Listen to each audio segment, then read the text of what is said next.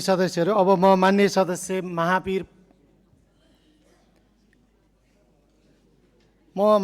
महावीर पुनलाई समय दिन्छु। समय 5 मिनट। के भयो माननीय सदस्यज्यू? के विषयमा हो? अब मैले माननीय सदस्यलाई समय दिइसकेको छु। बस्नुहोस्। उहाँको भनाइ सकिएपछि म तपाईँको कुरा सुन्छु। बस्नुहोस्।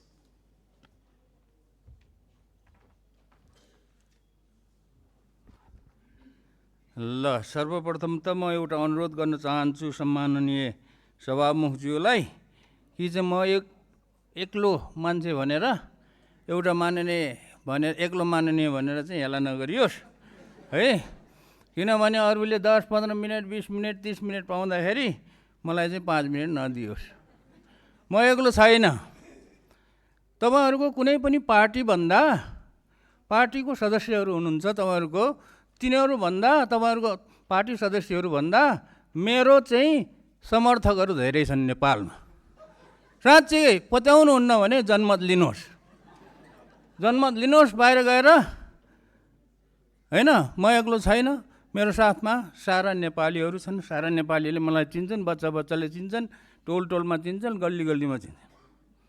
त्यस कारणले 5 मिनट मलाई स्वीकार्य छैन है।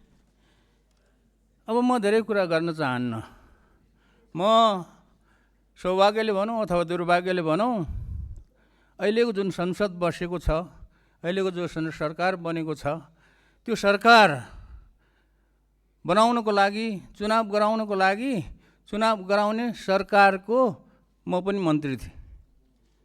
पुरा मन्त्री हुन सकेन, भएन, तर म पनि मन्त्री थिएँ नि।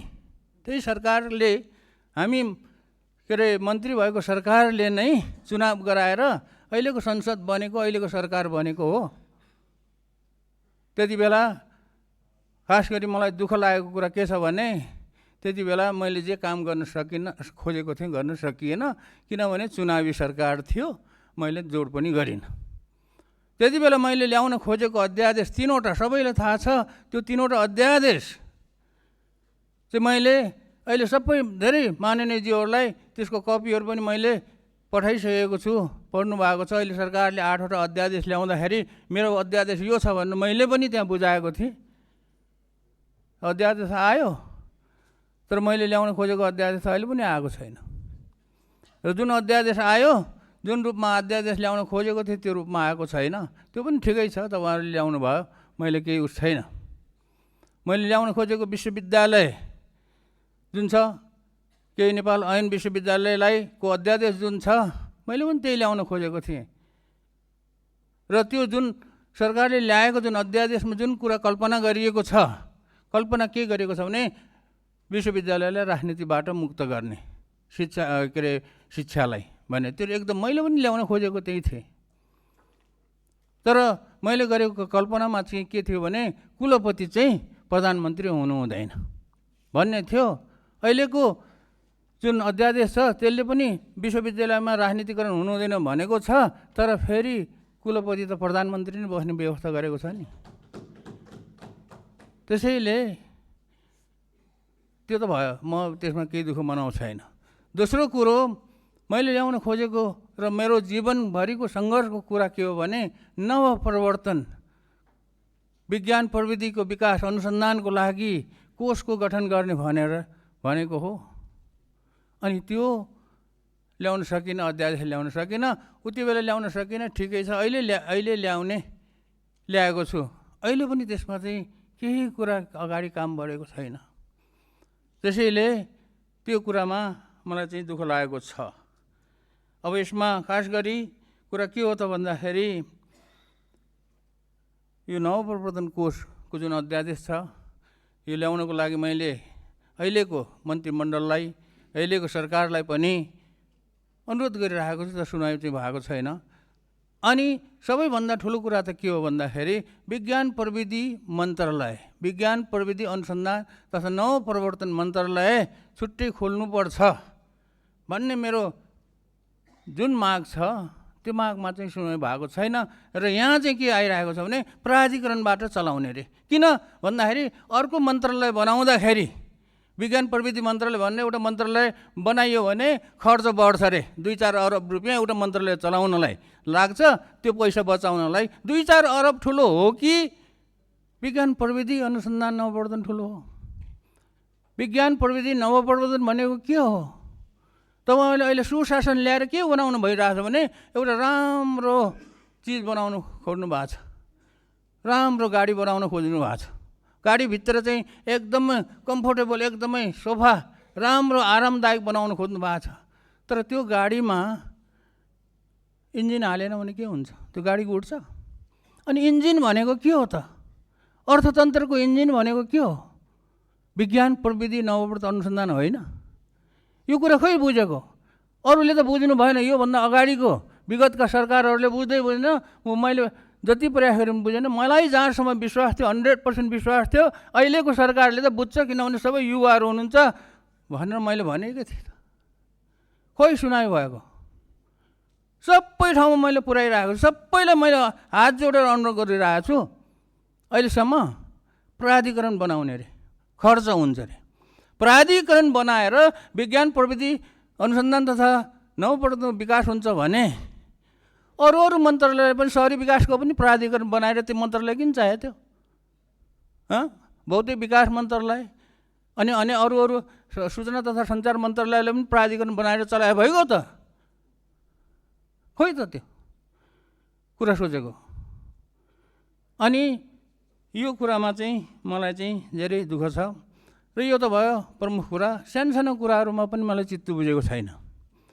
म मन्त्री हुँदाखेरि हेर्नुहोस्, म मन्त्री हुँदाखेरि मन्त्री भएको हप्तामै हरेक विद्यालयमा कम्प्युटर टिचरको व्यवस्था गर्ने, दरबन्दी थप्ने र 8 क्लासदेखि कम्प्युटर विषय थपेर 100 पूर्णाङ्क कम्प्युटर थपेर 800 बनाएर गर्ने भनेर सम्पूर्ण कुराहरू व्यवस्था गरेर अगाडि बढाएको कुरो अहिलेसम्म भएको रहन्छ। मैले त विश्वास गरेँ यो अब वैशाखको अस्तिको शैक्षिक सत्रदेखि चल्यो होला भनेर। अस्ति वैशाख स्कुलहरू चलिसकेपछि बल्ल थाहा पाएँ त्यो चलेको रहन्छ। अब त्यसको लागि अर्थ मन्त्रालय, अर्थ सचिवज्यू, अर्थमन्त्रीज्यूसँग अस्ति पनि कुरा गरेँ। उहाँहरू अर्थ मन्त्रालय के अरे तयार छ, त्यसको लागि धेरै खर्च थप्नु पर्दैन। अहिले हामीले भनेको कुरा के हो भने कमसे कम 7,000 माध्यमिक विद्यालयहरू छन्। 7,000 टिचर नथप्यो भने 1,500-2,000 थपौँ र मान्य सदस्य आफ्नो भनाइ छोट्याउँ। ल म छोट्याउँछु, तर म चाहिँ मेरो आपत्ति छ। हेर्नु अब कुरा के हो भन्दाखेरि थपौँ भन्दाखेरि अनि त्यो चाहिँ थपेर उसमा के अरे खास गरी सहरी क्षेत्रहरूमा त सबै प्रायःजसो विद्यालयहरूमा कम्प्युटर पढाइ हुन्छ। गाउँमा पढाइ भएको छैन, त्यहाँ पुर्याउँ भन्दाखेरि पनि अहिले अगाडि बढाएको छैन। त्यो अगाडि बढोस् भन्ने चाहन्छु। नवप्रवर्तन कोषको जुन अध्यादेश छ त्यो अध्यादेश आएको छैन, त्यो अध्यादेश पनि आओस् भन्ने चाहन्छु। र प्रमुख कुरा चाहिँ के हो त भन्दाखेरि 1%। मैले खोजेको त जिडिपीको 1% बजेट रिसर्च इनोभेसनमा छुट्याइयोस् भन्ने हो। जिडिपीको नसक्ने भनिसकेपछि यो पुँजीगत खर्चको 1% भन्ने कुरा अहिलेको बजेटमा आउनै पर्छ। अहिलेको बजेटमा आएन भने फेरि म यो संसदमा बारम्बार हल्ला गरिरहन्छु। त्यो चाहिँ आओस्। हेर्नुहोस्, यो कुरा मैले अहिले नै जानकारी दिएँ र हिजोको राष्ट्रपतिजीको सम्बोधनमा पनि जुन नीति तथा के अरे कार्यक्रम छ त्यसमा विज्ञान भन्ने शब्द छँदै छैन। तपाईँहरूले हेर्नुहोस् त्यो 46 कतिवटा छ त्यहाँ, कति पानाको, त्यहाँ चाहिँ विज्ञान भन्ने शब्द छँदै छैनन्। यो अहिलेको यो नेतृत्वहरूलाई विज्ञानसँग किन यति साह्रो रिस? विज्ञानले के खाइदिएको छ? विज्ञानले गर्दा नि अहिले यहाँ संसार कहाँ पुगिसक्यो हो? अनुसन्धान नवप्रवर्तन गर्दा संसार कहाँ भइसक्यो? के साह्रो रिस गरेको हो? पहिलाको पुरानो सरकारहरूले त गर्यो, ठिक छ।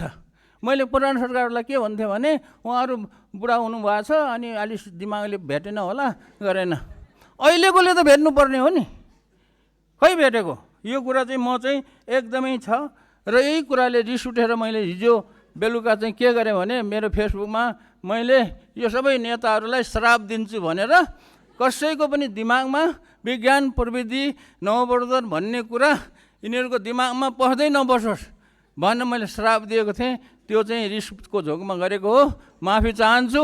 यो कुरालाई सुधार्नुहोस्, मेरो श्राप म फिर्ता लिन्छु ल। यो कुरा त्यस कारणले यो प्राधिकरणबाट यो विज्ञान प्रविधि तथा अनुसन्धानको विकास गर्ने कुरा नसोचियोस्, मन्त्रालय नै चाहियो। मन्त्री चाहिँ एकदम जान्ने, त्यो विषयको धुरन्धर को छ छानेर ल्याउँ। अनि त्यो मन्त्रालयमा सचिव जुन छ प्रशासनिक तहबाट होइन, विशेष सचिव, विशेष सहसचिव, विशेष कर्मचारी, त्यो क्षेत्रकोलाई मात्रै राखेर त्यो मन्त्रालय चलाउँ। नेपाल चाहिँ एकदमै 10-15 वर्षमा पुग्छ। तपाईँहरूको सरकारले अहिले जो कल्पना गर्नुभएको छ त्यो हुन्छ। भएन भने 10 वर्ष त चलाउला रासोपाले, त्यसपछि फेरि अहिलेको जस्तो कुनै आन्दोलन हुन्छ अनि जान्छ। किनभने अर्थतन्त्र बन्दैन, विज्ञान प्रविधि नभइकन अर्थतन्त्र बन्दैन। बनाएर देखाउनु हुन्छ भन्ने कुरामा पनि म विश्वास गर्दैन। संसारमा कसैले पनि विज्ञान प्रविधि अनुसन्धान नवप्रवर्तनलाई प्रयोग नगरिकन अर्थतन्त्र बनाएकै छैन। संसारमा नभएको कुरा नेपालमा बन्छ। धन्यवाद।